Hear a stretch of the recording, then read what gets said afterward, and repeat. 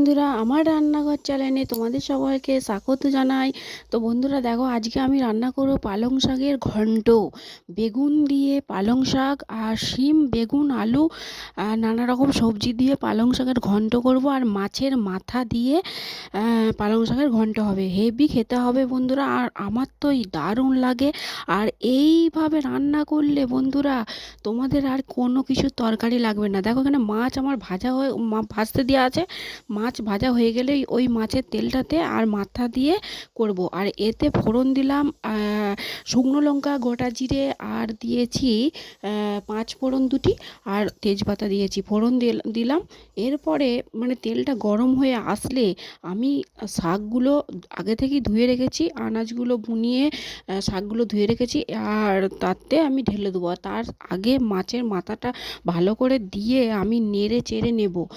মাছের মাথাটা ভাজা হয়ে গেলে তারপরে আমি পালং শাকগুলো আস্তে আস্তে ঢেলে দেবো। তো বন্ধুরা এভাবে এরপরে এতে লঙ্কা গুঁড়ো দেবো, নুন দেবো, হলুদ দেবো, পরিমাণ মতো জিরে গুঁড়া দেবো, ধনে গুঁড়ো তোমরা চাইলে ধনে গুঁড়ো দিতে পারো, নানা রকম মশলা তোমরা দিতে পারো। তো আমি ধনে গুঁড়োই দিয়েছি, আর আমি বেশি কিছু দিচ্ছি না, কারণ বেশি কিছু মশলা দিলে কি হয়, খাবারটা ভালো আমার টেস্ট লাগে না। তো একটা গ্রাম্য গ্রাম্য টাইপের খাবারটা হয়। আর যদি তোমরা একটু সেন্ট নানা রকম দাও না, তাহলে কিন্তু খাবারটা ভালো লাগে না।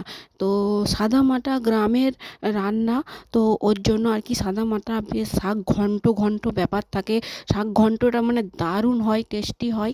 তো সেইভাবেই আর কি রান্নাটা করছি। তো ভালো করে নেড়ে চেড়ে নিলাম, মশলাগুলো দিয়ে ভালো করে নেড়ে চেড়ে নিয়ে একটু সামান্য জল দেবো, অনেক জল দেবো না, সামান্য জল দিয়ে ঢাকা দিয়ে দেবো।